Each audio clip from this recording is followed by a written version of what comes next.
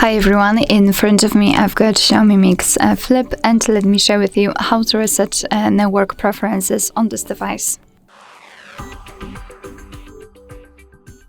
So let's start with opening the settings, and here we have to scroll and find more connectivity options.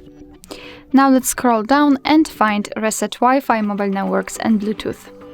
Here we have to tap on Reset Settings.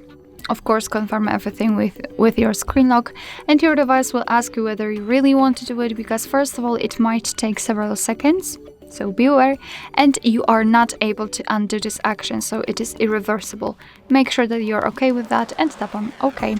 And we should have this information, which is a confirmation that we just successfully reset all network preferences. Alright, so that will be all. Thank you so much for watching. I hope that this video was helpful, and if it was, please hit the subscribe button and leave the thumbs up.